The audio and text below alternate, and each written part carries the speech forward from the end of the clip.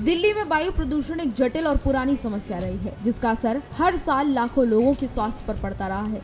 राजधानी की आबोहवा को साफ करने और नागरिकों को राहत देने के लिए सरकारें समय समय पर योजनाएं लाती रही हैं, लेकिन अब दिल्ली की नई मुख्यमंत्री रेखा गुप्ता ने इस दिशा में एक ठोस कदम उठाने का संकेत दिया है। एक इंटरव्यू के दौरान मुख्यमंत्री रेखा गुप्ता ने दिल्ली में वायु प्रदूषण को लेकर गंभीरता से सरकार की विस्तृत रणनीतियों के बारे में जानकारी दी है। उन्होंने साफ किया है कि प्रदूषण कोई 2 महीने की मौसमी समस्या नहीं, बल्कि हर साल आने वाली समस्या है, जो कि लोगों के लिए एक चुनौती के रूप में सामने आती है, जिसका समाधान भी उसी तरीके से गंभीरता से ढूंढना होगा।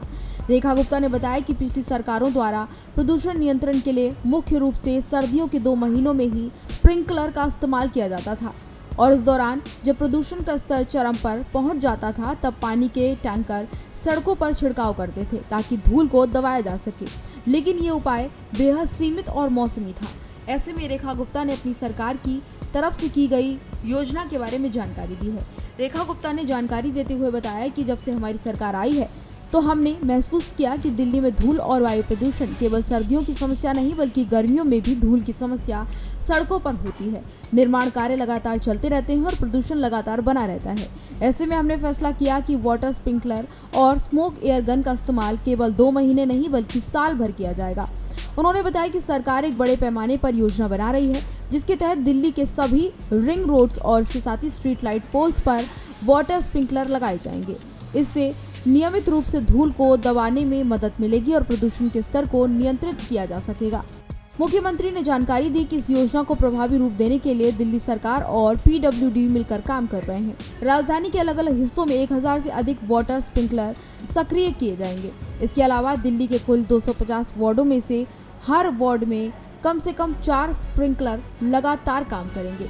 उन्होंने ये भी जानकारी दी कि हमारा लक्ष्य है कि सिर्फ दिखावटी कार्रवाई ना की जाए, बल्कि हम प्रदूषण के मूल कारणों को समझकर उन पर साल भर कार्य करना चाहते हैं। हमारी नीति और इरादे दोनों ही स्पष्ट हैं। दिल्ली को साफ हवा देना हमारी प्राथमिकता है। इसके अलावा मुख्यमंत्री रेखा गुप्ता से जब दिल्ली को पूर्ण राज्य का दर्जा देने पर सवाल किया गया, तो उन्होंने कहा कि फैसला पूरी तरह से केंद्र सरकार के अधिकार क्षेत्र में आता है। उन्होंने कहा कि हम केंद्र सरकार के साथ समन्वय बनाकर काम करना चाहते हैं।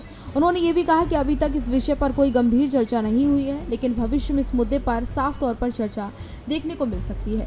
लेकिन जनता की भलाई के लिए हम केंद्र के साथ मिलकर डबल इंजन की सरकार की तरह काम करेंगे और उसके सहयोग का पूरा लाभ उठाने की कोशिश करेंगे। बता दें कि रेखा गुप्ता का ये बयान साफ तौर पर संकेत देता है कि दिल्ली सरकार अब प्रदूषण जैसी जटिल समस्याओं को गंभीरता से लेकर इस पर जल्द से जल्द काम करना चाहती है और इसको लेकर जल्द ही निपटारा करना चाहती है। अगर ये योजना जमीन पर प्रभावी ढंग से लागू होती है, तो आने वाले समय में दिल्ली वासियों को कुछ हद तक राहत मिल सकती है और राजधानी की हवा में सुधार भी देखने को मिल सकता है। हालांकि दिल्ली सरकार इसको लेकर काफ़ी ज़्यादा इस बार एक्टिव नज़र आ रही है और रेखा गुप्ता जिस तरीके से प्रदूषण को लेकर बोलती नजर आई, तो ऐसे में माना जा सकता है कि जल्द ही दिल्ली सरकार इसको लेकर ठोस कदम उठाएगी और ये योजनाएं धरातल पर नजर आएंगी, जिससे लोगों को समस्याएं ना हो। हालांकि इस पूरी खबर में फिलहाल इतना ही। इसी तरह की तमाम और जानकारियों के लिए देखते रहिए भारत एक्सप्रेस।